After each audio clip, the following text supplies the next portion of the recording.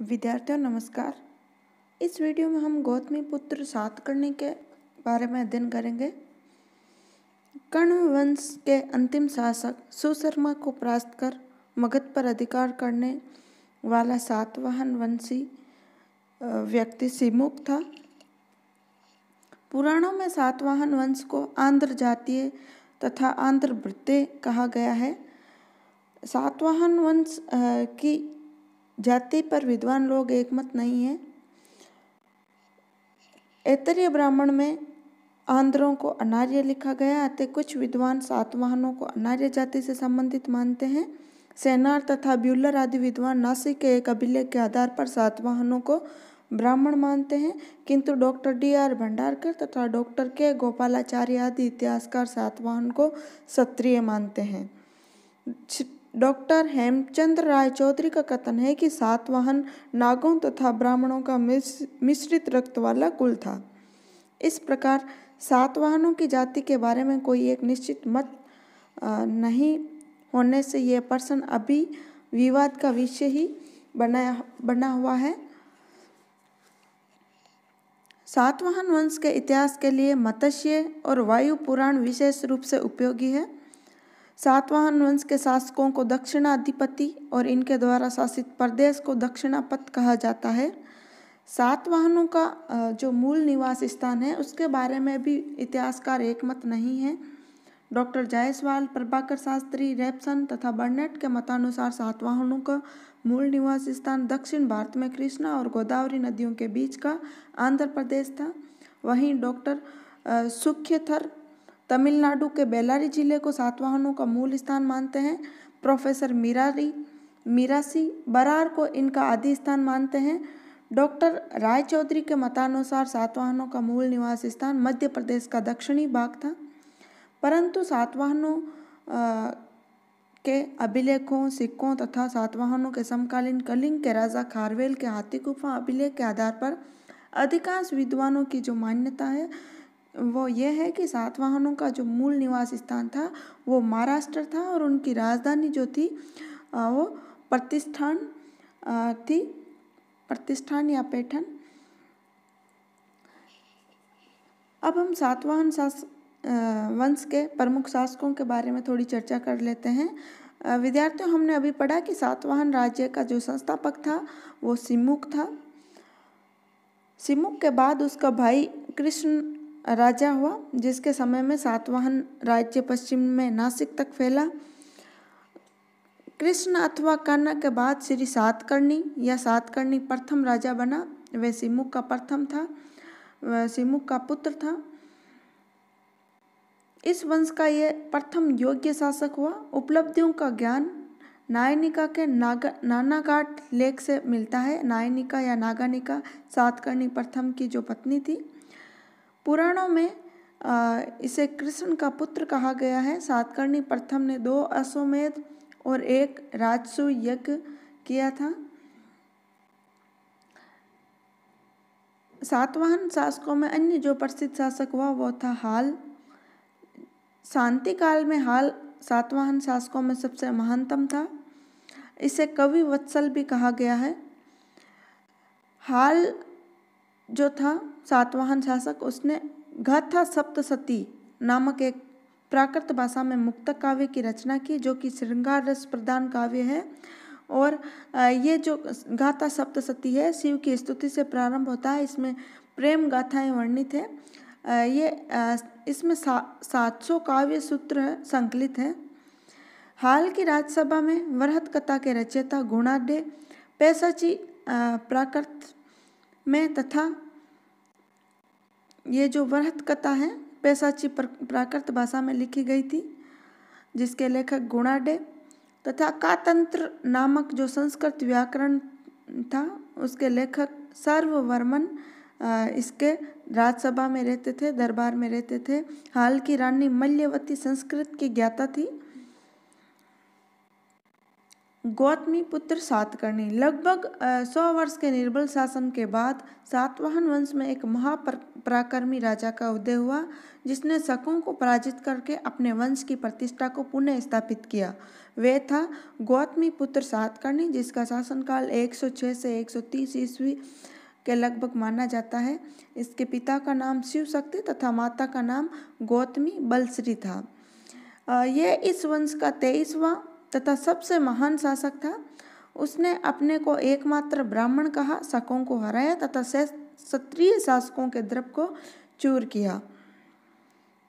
गौतमी पुत्र सातकर्णी की प्रमुख विजयों के बारे में चर्चा करें तो इसकी सैन्य विजयों की जानकारी इनकी जो माँ थी गौतमी बलश्री, उनके द्वारा रचित नासिक प्रशस्ति, जो कि गौतमी पुत्र सातकर्णी के पुत्र वशिष्ठी पुत्र पुलुमावी के शासनकाल के 19वें वर्ष में इनकी माता द्वारा लिखी गई थी। इससे इनकी सैन्य विजयों की जानकारी प्राप्त होती है। पहला है शक विजय।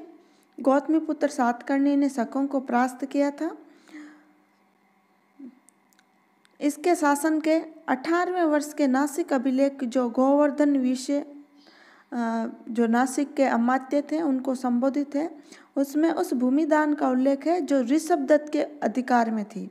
ये जो ऋषभदत्त था ये शक नरेश नहपान का दामाद था तथा शक राज्य के दक्षिणी प्रांत, जिसमें नासिक भी सम्मिलित था, का राज्यपाल था। उस समय गौतमी पुत्र सातकर्णी नासिक के आसपास वेण नदी पर अपना शिविर लगाए हुए था।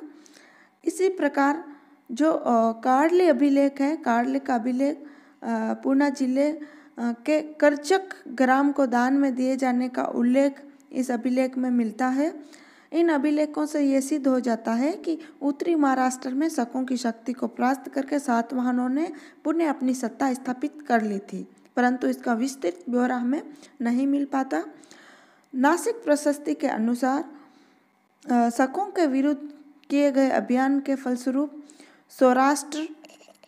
सौराष्ट्र, काठियावाड़, कुकुर, गुजरात का पारियात्र क्षेत्र, अनूप, नर्मदा नदी पर स्थित महेश्वर क्षेत्र, अपरांत, उत्तरी कोंकण, आकर अर्थात पूर्वी मालवा और अवंती अर्थात पश्चिमी मालवा जो था, ये जो प्रांत थे ये सातकर्णी के अधिकार में आ गए थे। और एक युद्ध में ये जो सारे प्रांत थे, ये प्रांत शक शहरातों से जीते गए थे और एक युद्ध में जो महाक्षत्रप नहपान था वो भी मारा गया। नहपान की मृत्यु के बाद पश्चिमी भारत एवं मालवा पर सातवाहनों का अधिकार हो गया। नासिक और उसके आसपास नहपान के अनेक सिक्के मिले हैं, जिनमें जो जोकलथम्बी मृदबांड है जो नासिक से प्राप्त हुआ है, उससे नहपान के भारी संख्या में लगभग 13,250 चांदी की मुद्राएं मिली है। 1906 ईस्वी में ये मुद्राएं प्राप्त हुई है। उनमें से जो 9,270 सिक्के हैं उन पर सातवाहन शासक द्वारा पुण्य ढलवाए जाने के चिन्ह हैं। इससे उसकी सहरात वंश के शासक नहपान पर विजय के संकेत भी मिलते हैं। अन्य विजयों की बात करें तो नासिक प्रशस्ति से पता चलता है कि गौतमी पुत्र सातकर्णी ने न केवल सहरातों पर विजय प्राप्त की, अपितु उसने ऋषिक, जो कि कृष्णा तट पर स्थित ऋषिक का समीपवर्ती क्षेत्र था, अस्मक बोधन के समीप महाराष्ट्र का गोदावरी क्षेत्र, मूलक प्रतिष्ठान क्षेत्र, आधुनिक पैथान और विदर्भ, बरार आदि प्रदेश भी गौतमी पुत्र सातकर्णी ने जीतकर सातवाहन राज्य में सम्मिलित किया था। साम्राज्य विस्तार। उपयुक्त विजयों के परिणाम स्वरूप गौतमी पुत्र सातकर्णी के समय में सातवाहन राज्य जो था दक्षिण में कृष्णा नदी से लेकर उत्तर में सौराष्ट्र एवं मालवा तक तथा पूर्व में विदर्भ से लेकर पश्चिम में कोंकण तक फैल गया था। उसके साम्राज्य में दक्षिणापथ के 2 प्रदेश दक्षिण कोंकण और आंध्र देश सम्मिलित नहीं थे। दक्षिण कोंकण और आंध्र देश गौतमी पुत्र सातकर्णी के समय इसके सातवाहन साम्राज्य में शामिल नहीं थे। गौतमी पुत्र सातकर्णी ने राजा राज और विंध्य नरेश की उपाधि भी ग्रहण की थी। शक शहरात वे शकों को शक सहरात वंश को परास्त करके गौतमीपुत्र सातकर्णी ने वेणकंटक स्वामी की उपाधि धारण की तथा वेणकंटक नासिक के पास वेणकंटक नामक नगर की स्थापना भी की थी। पराजय अपनी मृत्यु के कुछ दिनों पूर्व गौतमीपुत्र सातकर्णी को शकों के हाथों शायद पराजित होना पड़ा था। साहित्यिक और अभिलेखीय दोनों ही साक्ष्य इस बात का प्रमाण है कि महासत्रप चष्टन एवं रुद्रदामन के शासनकाल में शकों ने सातवाहन राजा को पराजित करके उसके राज्य के उत्तरी एवं पश्चिमी प्रांतों पर, जिन्हें उसने सहरातों से छीना था, अधिकार कर लिया था। इस रुद्रदामन का जो जूनागढ़ अभिलेख है उसमें शकों की विजय की पुष्टि होती है, जिसमें उसे आकर, अवंती, अनूप, अपरांत, सुराष्ट्र और आनर्त का स्वामी कहा गया है। जूनागढ़ अभिलेख में रुद्रदामन यह भी कहता है कि उसने दक्षिणापथनाथ सातकर्णी को 2 बार परास्त किया, परंतु निकट संबंधी होने के कारण उसका विनाश नहीं किया। वस्तुतः जो गौतमीपुत्र सातकर्णी था वो रुद्रदामन का निकट संबंधी था। रुद्रदामन की जो पुत्री थी उसका कादरमक का विवाह गौतमीपुत्र सातकर्णी के द्वितीय पुत्र वशिष्ठिपुत्र सातकर्णी के साथ हुआ था। गौतमीपुत्र की ये पराजय संभवतः उस समय हुई होगी जब वह अपनी बीमारी के कारण निस्तेज पड़ा था। डॉक्टर विमल चंद्र पांडे आदि लेखकों का मानना है कि शकों ने सातवाहनों से उपयुक्त प्रदेश गौतमीपुत्र सातकर्णी की मृत्यु के पश्चात छीने थे। मृत्यु गौतमीपुत्र सातकर्णी के शासनकाल का अंतिम जो नासिक अभिलेख है उसके शासनकाल के 24वें वर्ष का मिला है। इस अभिलेख में उसकी माता के लिए महादेवी और राजमाता जैसे पदों का प्रयोग है और सातकर्णी के लिए जीवसुता का प्रयोग किया गया है, जिसका अर्थ है उसका पुत्र जीवित है। विद्वानों का मानना है कि इसका अर्थ ये लिया जाना चाहिए कि अभिलेख उत्तीर्ण किए जाने के समय पुत्र आसन मृत्यु पर था और संभवतः उसके बाद शीघ्र उसकी मृत्यु हो गई थी। इस हिसाब से गौतमीपुत्र सातकर्णी ने 24 वर्ष 106 से 130 ईस्वी तक शासन किया था।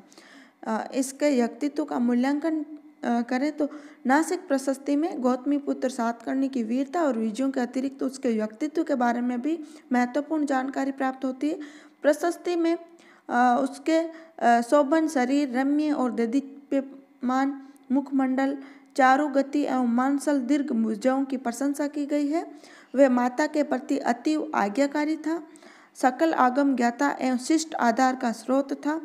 वह युद्ध में पराजित न होने वाला शासक था, अत्यंत दयालु था और अपने शत्रुओं के प्रति हिंसा करने में उसे रुचि न थी। वह प्रजा से न्याय सम्मत कर लेने वाला, प्रजा के सुख में अभिरुचि तथा दुख में सहानुभूति रखने वाला समाज का कर्ता था। वह अद्वितीय धनुर्धर, अद्वितीय योद्धा, अतीव कौशल संपन्न एवं ब्राह्मणों का एकमात्र संरक्षक था। उसने क्षत्रियों के दंभ एवं मान का मर्दन किया, ब्राह्मणों के साथ कृषकों एवं व्यापारियों तथा हीन परिवार वालों के हितों की वृद्धि की तथा समाज में वर्ण संकरता का विनाश किया। इसका अर्थ यह नहीं था कि वह शूद्र जातियों के प्रति असहिष्णु था। वह उनकी भलाई के लिए भी सदा प्रयत्नशील रहा तथा वह एक धर्म सहिष्णु शासक था। नासिक से प्राप्त उसके 18वें वर्ष के अभिलेख के अनुसार गौतमीपुत्र सातकर्णी ने नासिक बौद्ध संघ को अजकाल किए तथा कार्ले अभिलेख के अनुसार कार्ले के भिक्षु संघ को करजक नामक ग्राम दान में दिए थे। जो करजक ग्राम था वो पहले नेपान के दामाद ऋषभदत्त या उस अवधात के आधिपत्य में था, तब उसने भी जो करजक ग्राम है बौद्ध संघ को दान में दिया था। अतः ये बात ध्यान रखनी है कि जो करजक नामक ग्राम है उसे 2 बार बौद्ध संघ को दान में दिया गया था। पहली बार ऋषभदत्त द्वारा तथा दूसरी बार गौतमीपुत्र सातकर्णी के द्वारा। तो विद्यार्थियों, आज हमने गौतमीपुत्र सातकर्णी के बारे में और उसके व्यक्तित्व के मूल्यांकन के बारे में चर्चा की। वीडियो यहीं समाप्त करते हैं। धन्यवाद।